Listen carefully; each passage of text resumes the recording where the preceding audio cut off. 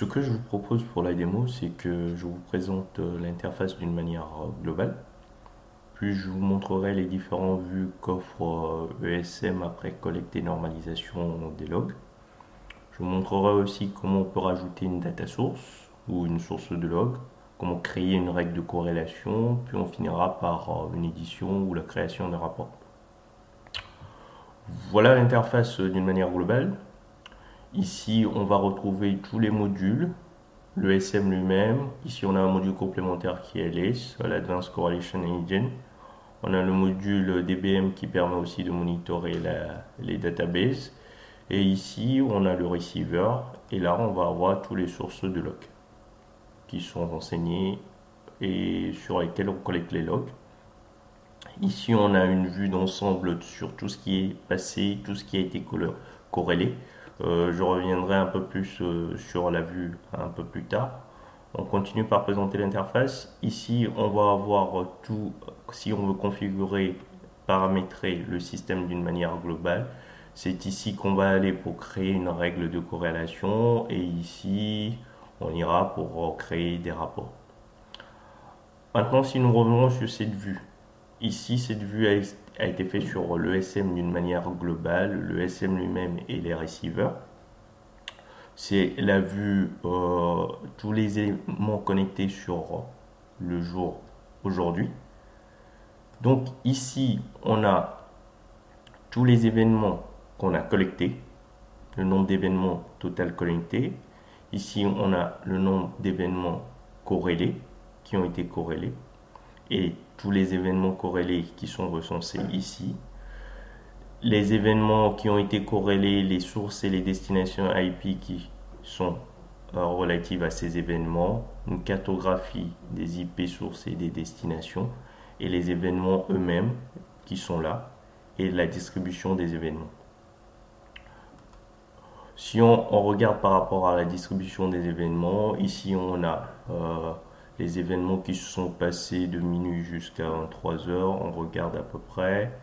Et on a ici, si je veux voir par exemple ce qui s'est passé à 2 heures du matin, plus précisément, je vais faire ceci. Et je vais avoir un détail sur ce qui s'est passé concrètement à 2 heures du matin. Voilà, on va aller plus en détail. Et si je veux voir les events par rapport à ces événements-là, je n'ai qu'à cliquer ici pour avoir, en faisant du drill down, je vais avoir tous les événements qui se sont passés à cette période-là. Donc, ça va me permettre, si je veux avoir un peu plus de détails sur cet événement bien précis, je vais cliquer dessus et je vais voir à quelle heure exactement ça s'est passé, quelle source IP ça concerne, quelle destination IP ça concerne. Donc ESM va permettre d'avoir une vue globale, mais aussi elle va permettre d'avoir un détail sur chaque événement. Si on veut avoir un détail précis sur chaque événement, ce qui s'est passé à une heure précise dans un temps donné par rapport à une source de log, on va pouvoir avoir ce détail-là. Donc,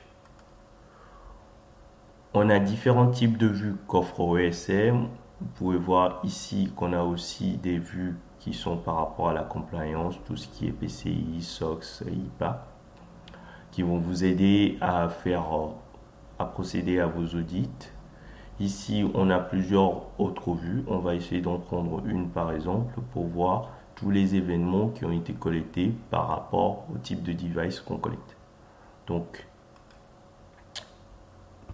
voilà aujourd'hui tous les événements qu'on a pu collecter par rapport à ces types de sources log.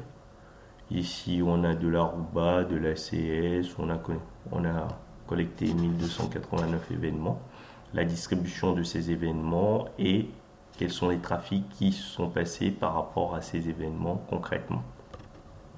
Si on prend le Cisco ACS par exemple, vous allez voir que le dashboard va se mettre à jour automatiquement. On aura la distribution des événements du Cisco ACS.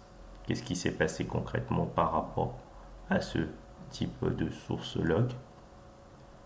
et les événements qui sont relatés par rapport au Cisco ASS, puisque c'est un serveur d'authentification.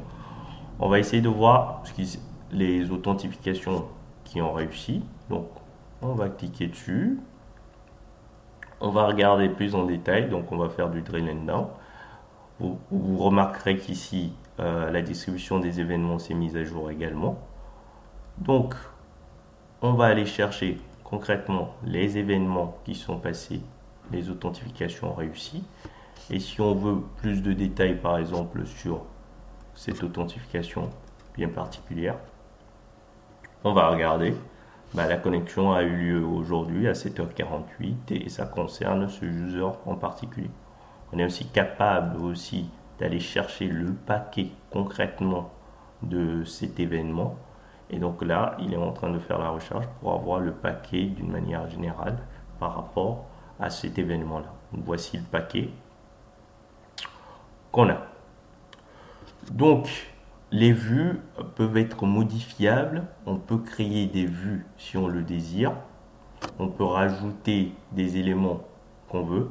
On va essayer de rajouter un événement, une vue, de modifier la vue, par exemple. Donc là, je veux rajouter, par exemple, la cartographie des IP par rapport à cet ACS, les sources IP qui sont concernées.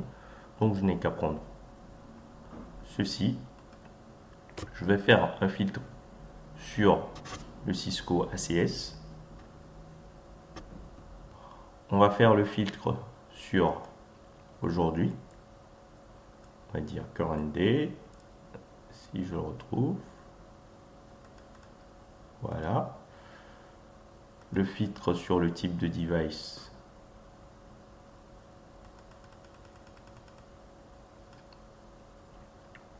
Le Cisco ACS, comme on avait dit. On fait OK. Et je vais avoir après la cartographie des IP qui sont concernés. Voilà, les sources IP, je crois que ça c'est l'IP de l'ACS lui-même. Et là, toutes les destinations IP qu'il a pu joindre. Donc si je l'amène ici par rapport à ces destinations IP, je vais avoir les types de connexion qui s'est connecté, quelle IP source s'est connecté à cette IP destination en particulier. Et je pourrais avoir les renseignements que je désire. Voilà, on a cette source IP qui s'est connectée à cette destination IP. Donc on peut les modifier. Si elle ne me plaît plus et que je veux rajouter autre chose, je pourrais rajouter évidemment les graphes que je veux. Je peux également supprimer tout simplement cette partie-là si j'en ai plus envie. Et je peux rajouter d'autres graphes. Donc, on va remettre la vue telle qu'elle était avant. On va pas sauvegarder. Et on va resetter la vue pour qu'elle nous offre, pour qu'on ait de nouveau une vue d'ensemble telle qu'on l'avait avant. Donc voilà par rapport aux vues. Je vais vous montrer maintenant comment on peut rajouter une data source d'une manière très simple. Ici, pour rajouter une data source, je n'ai qu'à me positionner sur le receiver. Et ici, je vais rajouter tout simplement une data source. Je vais choisir le type de technologie, donc le type de vendeur. Donc si c'est un Cisco, si c'est un Checkpoint, si c'est un serveur Dell, un F5, un Juniper. On va essayer de rajouter un Juniper. On prend un Secure Access. On va laisser par défaut. On va lui donner juste un nom. Secure Access. Je lui donne une IP.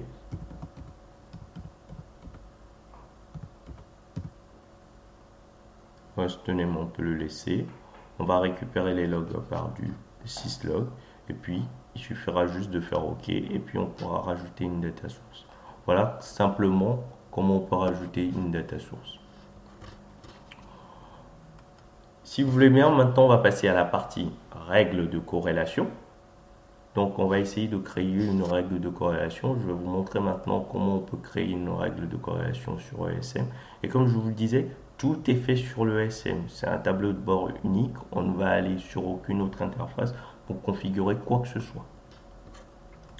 Il faut savoir que dans notre outil, on a plus d'une centaine de règles de corrélation qui sont préconfigurées par défaut. Donc, quand vous avez l'outil en main, il y a des règles de corrélation qui sont déjà créées. Il faudra juste les activer et vous pourrez voir si déjà, par rapport aux événements que vous collectez, vous récupérez, vous avez déjà des événements corrélés, des alertes qui peuvent vous être remontés. Donc, comment créer une règle de corrélation? Ici, je vais venir ici et je vais dire, je veux créer une règle de corrélation. Pour créer une règle de corrélation, on va utiliser les opérateurs AND, OR, SET et par rapport au filtre qu'on va faire. Quelle règle on va créer? On va essayer de créer une règle de corrélation, 5 authentifications échouées, plus une réussie en 5 minutes. Par exemple, on va faire 5 authentication fail and 1 success. Voilà, je lui donne son nom. Donc, ce qu'on avait dit, c'était qu'on voulait 5 authentifications non réussies. Donc, c'est juste du drag and drop. Voilà. Sur un événement normalisé, bien sûr, puisqu'après la collecte des logs, on normalise les événements. Donc, on va choisir normaliser rule in. Quel type de normalisation? C'est bien sûr de l'authentification et du coup du login. On fait add. On a dit que cet événement ne doit pas réussir, donc on va aller choisir failed. Voilà. On fait OK. Et là, on avait dit que 5 occurrences, 5 authentifications non réussies. On va le monitorer sur une même source IP. Voilà. Voilà pour la première 5 authentifications non réussies sur une même source IP et une authentification réussie, donc toujours du drag and drop. Événement collecté et qui a été normalisé.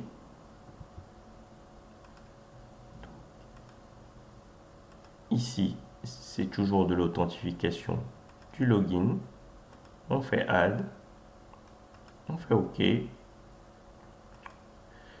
maintenant, contrairement à l'autre, l'événement doit être réussi. Donc, l'authentification doit être réussie. Donc, une authentification réussie.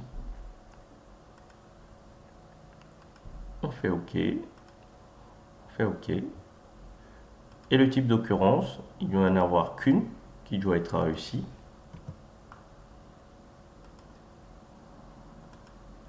Toujours sur la même source IP. Voilà. Et voilà. Maintenant, on avait dit en moins de 5 minutes. Ici, c'est marqué 10 minutes. Nous, on va juste ajuster le temps en moins de 5 minutes. On fait OK. Et voilà, tout simplement, comment on peut créer une règle de corrélation. Donc, il n'y a pas besoin d'aller faire du code, de créer quel type de code, de faire du développement. On va juste faire du drag and drop et créer nos règles de corrélation. Donc, je ne vais pas aller jusqu'au bout. Voilà, je ne vais pas le sauvegarder. Non. Et voilà tout simplement comment on peut créer une règle de corrélation. Passons maintenant à la partie création de rapport. Pour créer un rapport, on va venir ici et aller créer notre rapport. On va lui donner un nom.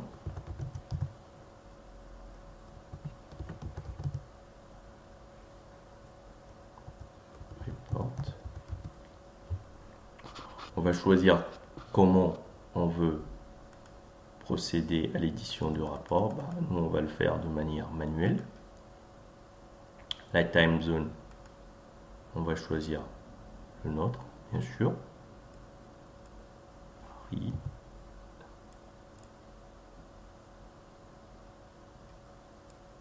Bruxelles, Paris. Si je le vois, voilà. Quel type de rapport on désire?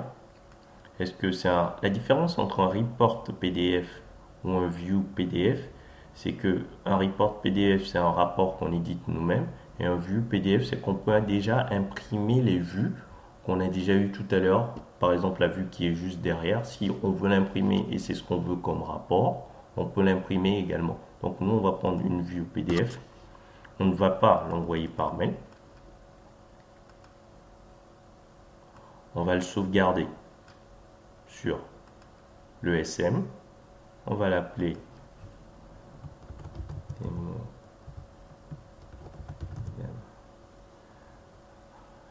report, voilà.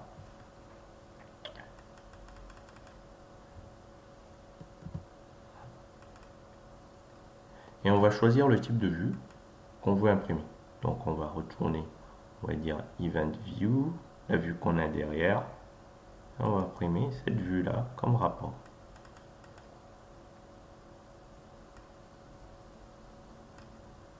Sur quand, on va dire current day sur aujourd'hui, local ESM, et on fait save. Et là, le rapport que je viens de créer vient d'apparaître. Et si je veux qu'il me fasse le rapport, je vais juste tout simplement lui dire crée-moi mon rapport en appuyant sur Run Now. Là, il est en train de me créer mon rapport. Ici, je vais pouvoir voir si le rapport a commencé à être créé.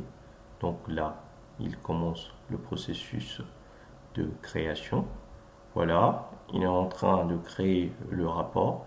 Et une fois qu'elle va disparaître ici, je pourrai aller chercher mon rapport et le télécharger pour pouvoir voir ce qui est contenu dans mon rapport. Voilà, le fichier, il n'est plus ici. Donc je vais aller dans File et je vais télécharger mon rapport.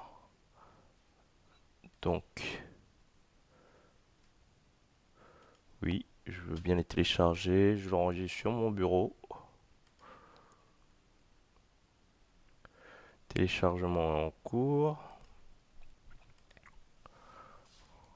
Voilà, on va aller chercher le rapport. Et voici ce que donne le rapport. Donc on a bien imprimé la vue qu'on voulait tout à l'heure derrière aujourd'hui sur ce rapport-là.